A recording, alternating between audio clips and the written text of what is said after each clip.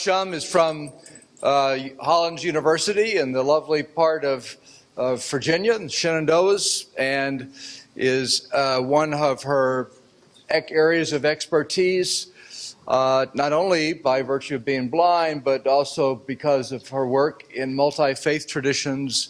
And you'll see the title of a new book that's coming out in the Baylor Press Disability and Religion series on the exhibit in there on multi-faith perspectives on disability. Help us welcome Darla Schumm.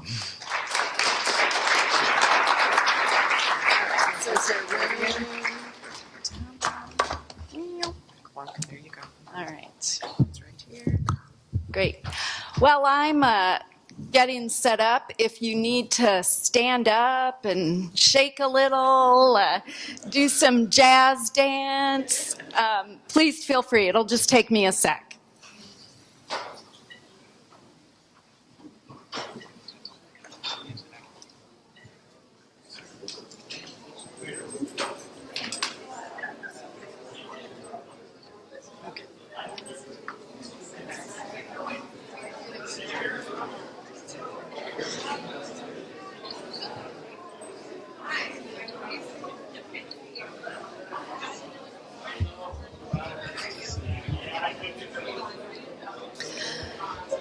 Okay, that's all the time you get. Pardon? Yeah. Did everybody leave? All right. Okay, I'll give you a few more minutes. What is this?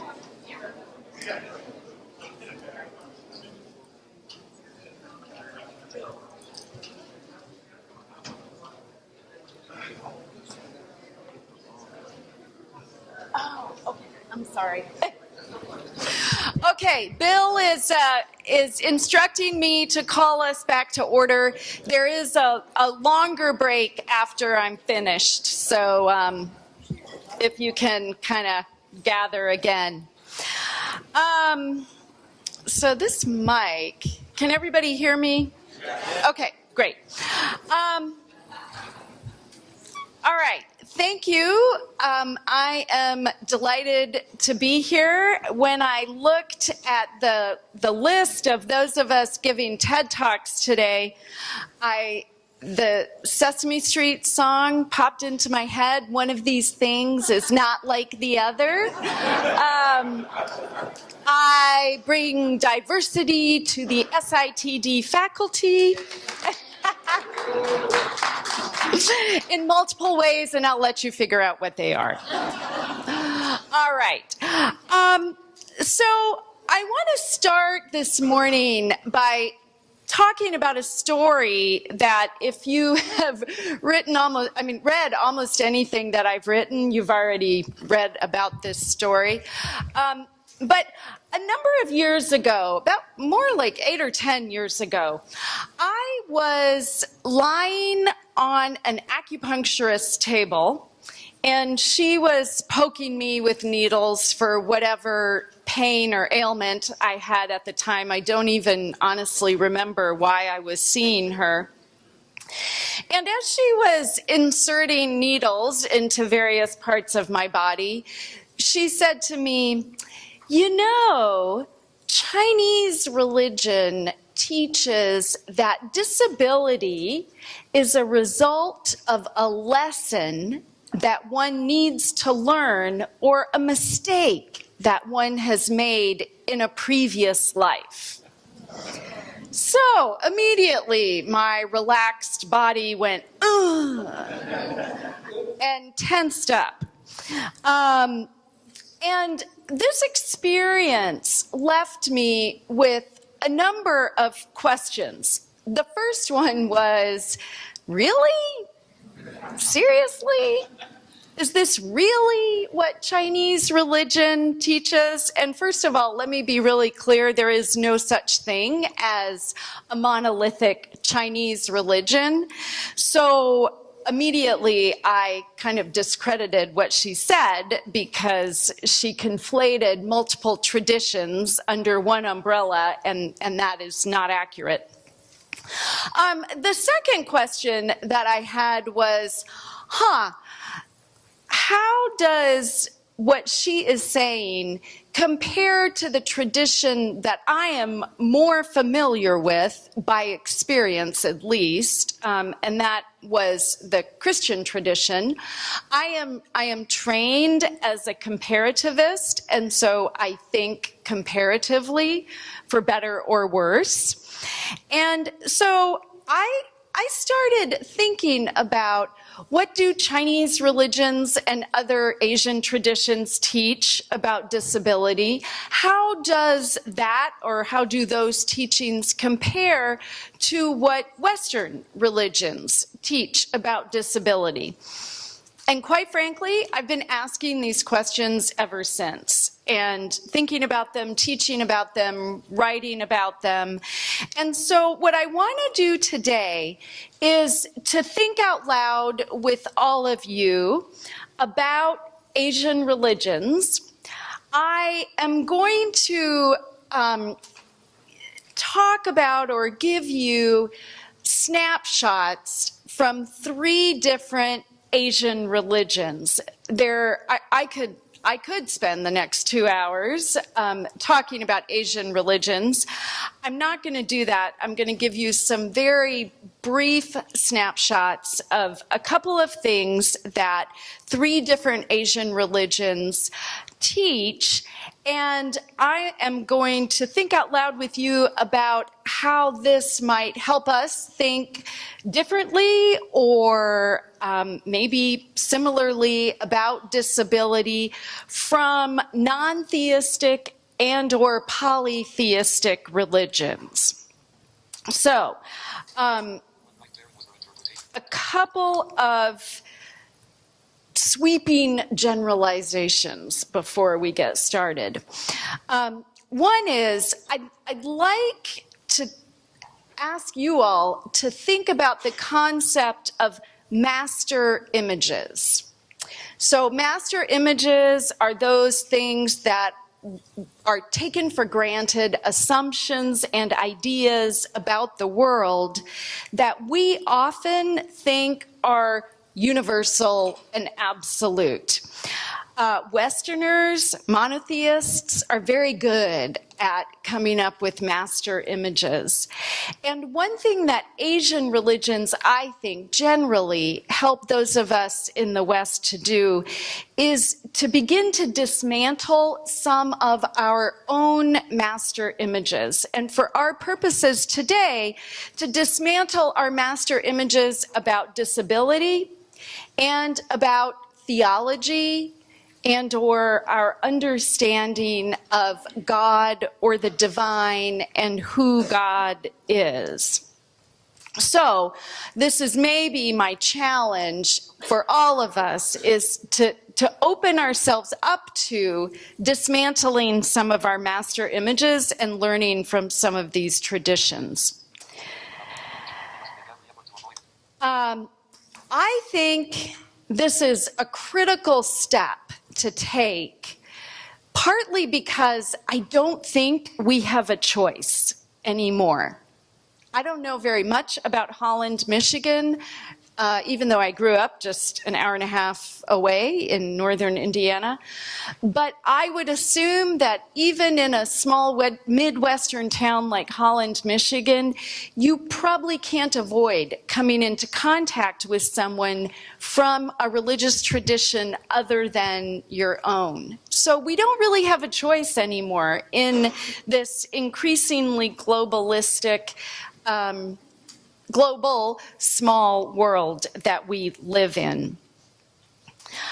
One of the challenges about doing this work, doing the comparative work, especially when it comes to Asian religions, is that many Asian religions don't even have a word for disability.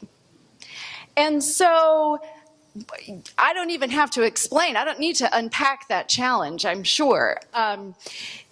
What we think about as disability, how we define disability, is linguistically not even present in many of these traditions and cultures. So I want you to hold that in the front of your minds as I'm talking about these snapshots from the three traditions that I'm going to talk about. And I want, sorry, this happens every day in class. Okay, my computer. All right, I want to keep track of the time. Okay, so the three religions that I'm going to talk about today are Hinduism, Confucianism, and Taoism. And in the spirit of shameless self-promotion, I'm not talking about Buddhism this morning because I'm doing a workshop on Buddhism and disability tomorrow afternoon. So if you think I'm brilliant this morning, which no doubt you will, come to the workshop on Buddhism if you want to hear more about Buddhism. Okay, so Hinduism. What are some of the things that Hinduism can teach us, or how can it help us rethink, dismantle our master images? One of the most challenging things about teaching Hinduism, which I do, and one of the most fun things about teaching Hinduism, is that there is nothing definitive that can be said about Hinduism. So for my Western-minded students who want me to put a list up, you know, Hinduism equals X, Y, and Z, I start out by saying, just when you think you've figured out what is going on in Hinduism, you look through the kaleidoscope of Hinduism and you turn the turny thing, the wheel, just a wee bit, and you know, all those colors fall and rearrange, and the patterns that you thought made sense suddenly are obliterated, and more new and wonderful colors and patterns emerge. And all of those patterns and images are Hinduism. Neither pattern is more true or less true than the other pattern. And there are millions of different patterns or configurations of Hinduism. And so it's very difficult to say this is absolutely what it is, but it also is this lovely metaphor for thinking about how we are as humans in the world. There are no patterns that are the same. There are no patterns that are absolute and definitive about who we are and how we are in the world. And Hinduism illustrates this, I think, in magnificent ways. Likewise, the concept of morality is fluid and ever-changing in Hinduism. And I want to explain this a little bit. If you're familiar with some of the sacred texts of Hinduism, you've maybe run across the Bhagavad Gita, which is one of the classic Hindu texts. And in this story, which many of the sacred scriptures of Hinduism are really stories, in the story told in the Bhagavad Gita, there is a warrior, an Indian warrior named Arjuna.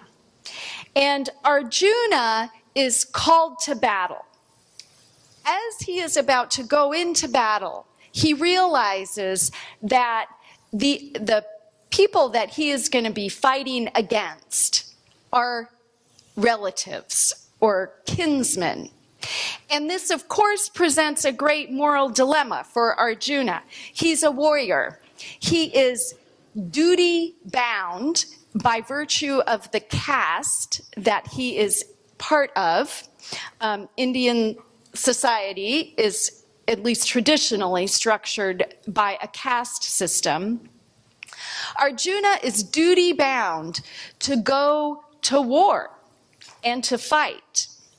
But he doesn't want to kill his relatives. He's also duty bound to be loyal to his kinsmen. He is struggling with this dilemma and is picked up by a charioteer to be transported to battle. And he starts discussing his dilemma with his chariot driver, who just so happens to be Lord Krishna, one of the preeminent deities in Hinduism. Krishna is disguised as the chariot driver. And Arjuna starts to talk to Krishna, not knowing he's Krishna, about this dilemma. And Krishna calls Arjuna to task and says, Arjuna, in this context, it is not immoral for you to kill your kinsmen in battle, or at least to fight against them, because you are fulfilling your duty. You are fulfilling what is expected of you according to Hindu teaching and Hindu law. And therefore, in this case, it is acceptable for you to do this really clearly horrible thing. Now, please don't misunderstand me. I'm not advocating war. I grew up Mennonite. I'm as pacifist as they come, quite frankly. I'm not advocating killing anyone, least of all your relatives. But I do tell this story to illustrate that for Hinduism, morality is, for lack of a better term, somewhat relative. In this particular context, it is moral for Arjuna to go to battle. And it's not only moral, it's incumbent on him to do so. It's his bound duty. What does this tell us about disability?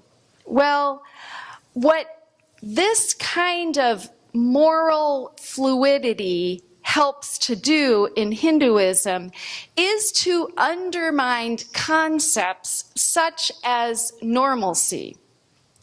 There are no absolute or definite standards for what is normal, both in terms of morality, but in other ways, theologically, bodily, physically.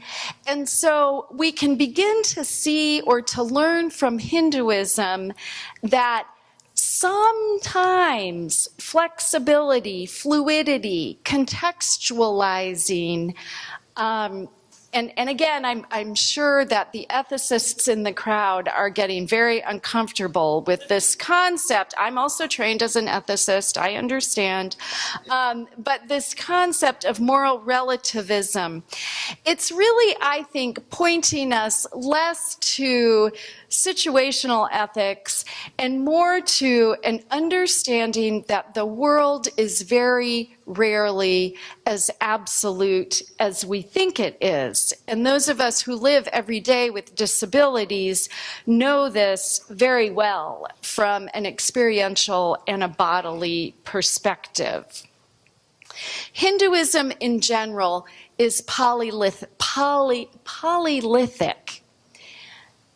It helps us understand that sometimes competing needs, desires, truths, and realities are able to stand side by side, and that one need or reality does not necessarily negate another need and reality.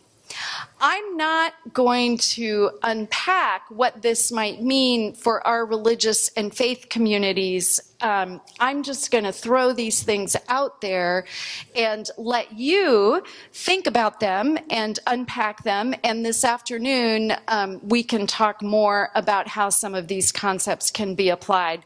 Partly I don't have time, and partly there aren't right answers. I don't have the answers. I just think these are really helpful, interesting things to think about, and I'm eager to hear what you all have to say about them too. Confucianism, moving along. Confucianism, Benjamin Lukey, in his chapter in my upcoming or forthcoming edited book that Bill was mentioning earlier, writes about Confucianism and disability, and he has a whole section on grammar, Chinese grammar, which I'm not going to go into this morning, but one of the takeaways from his discussion on how grammar functions in Chinese is that he argues that the Chinese characters for human being can also be translated to human becoming, which I think is a really outstanding shift in focus. Think for a minute about the difference between talking simply about human beings and human becomings. What does that imply? Well, for me, it helps me to start thinking about the fact that none of us are ever finished. We are always becoming. We are never just being. We are becoming. We are constantly evolving into the people that we are meant and intended to be. And I think we can think about this in terms of individuals, but also in terms of our communities.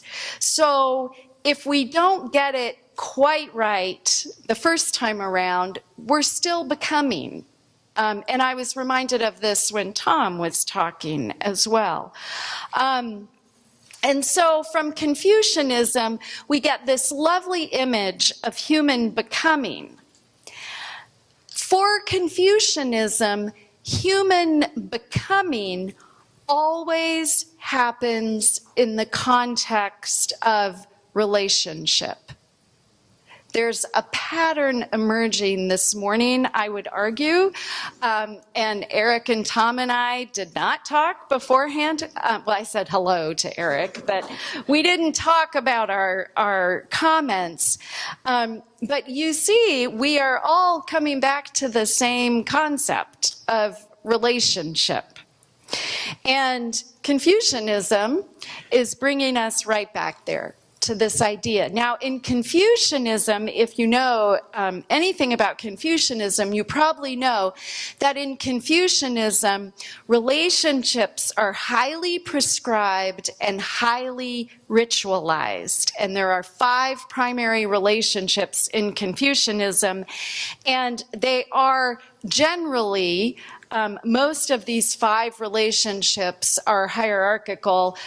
Quickly, it's ruler to subject, father to son, husband to wife, elder brother to younger brother, and friend to friend, which is the only egalitarian of the 5 relationships. And yes, they are also articulated in very patriarchal terms as well, but they can be applied to mothers, daughters, and that kind of thing. But these 5 relationships really govern all of Confucian society and culture, and they're very ritualized, as I said, and very prescribed. But the idea behind these relationships, while hierarchical in nature, is that they are relational.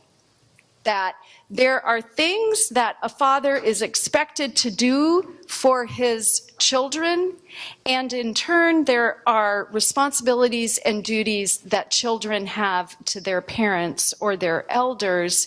And so it's always about the relationship. Human becoming happens in the context of relationship and by example.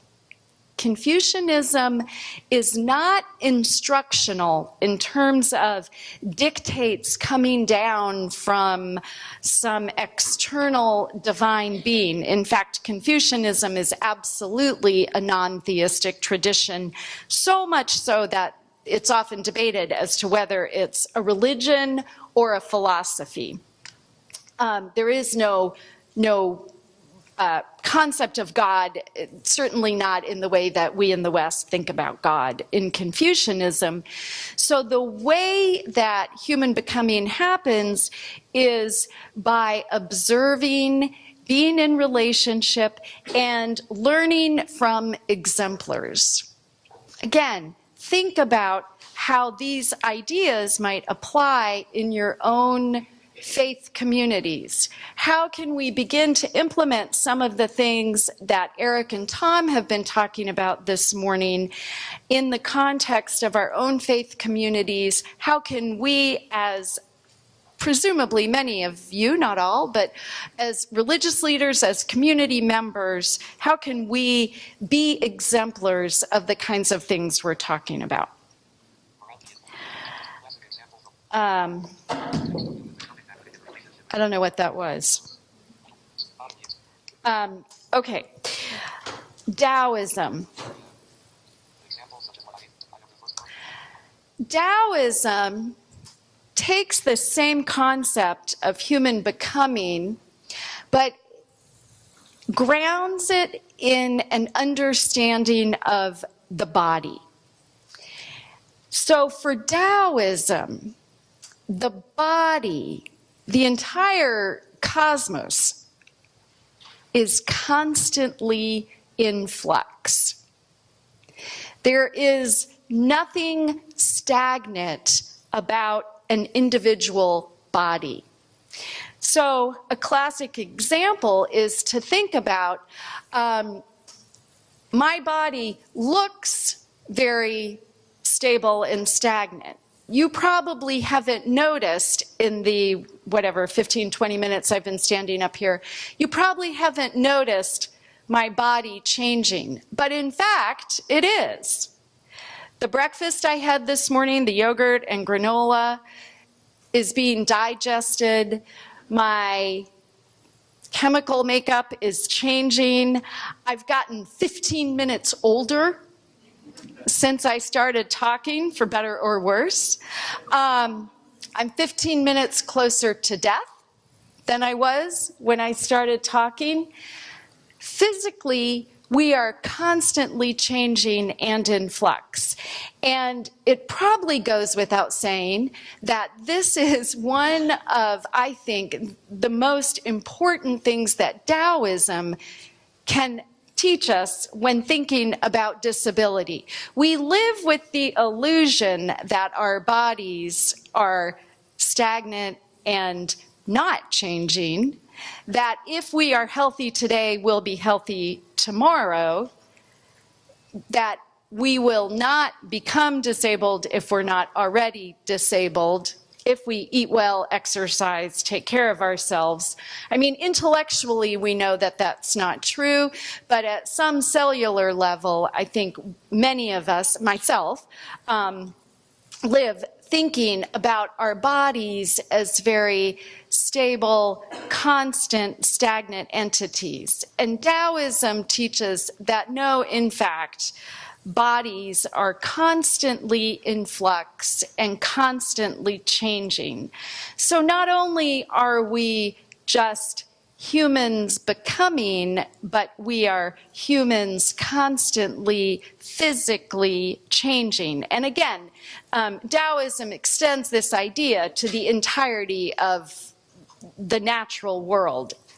Nothing is ever stable or stagnant. A second concept that Taoism, I think, is helpful in helping us think about disability is what is translated into English as the usefulness of the useless. Now, before you start throwing rotten tomatoes at me for implying that anybody, and particularly people with disabilities, are useless, let me just say that I think all too often the cultural script that we live with is that people with disabilities are useless or not as useful, because they often are unable to do the same functions that people without disabilities, or they can't do them as quickly or as efficiently. I absolutely do not agree with that, as you might imagine. I like to think I'm an example of how that is not true, but I do think that this is often the cultural script against which those of us with disabilities are often fighting. That somehow we are less useful than those of you presumably without disabilities. Taoism, the ideal human for Taoism is, anybody know? The ideal human is an infant, because they can't mess up the world. They respond to their natural instincts. They cry, they sleep, they relieve themselves, they eat, they need love, but they don't do anything. They don't interfere. Non-interference is wu wei is the Chinese word, the Taoist word for non-interference. And so Taoism encourages people to emulate the infant, to be as harmonious with the natural world as possible, to interfere the least. And Taoism would argue that the normal response would be that infants are useless, when in fact they have the most to teach us. Again, I really, I don't want to elevate people with disabilities as these inspirational figures who can teach us things because they're closer to God or reality. I'm tired of that way of thinking. I don't feel like much of an inspiration most days. But I think there is something to be learned from this idea of prioritizing, slowing down, not interfering, recognizing that just because a body appears less useful than another body does not mean that that's the case and that there might be something to learn. Okay. Those are very brief snapshots, but I'm aware that I'm almost out of time. So what do we learn? What are some things that I take away from these traditions? Well, I certainly return back to dismantling master images. I also think that Asian religions can help us break down the us-them dichotomy. Many Asian religions are characterized by a seamless worldview. So the dualisms that we are so fond of in the West, that we hold on to so tightly, are broken down in the worldviews of many Asian religions.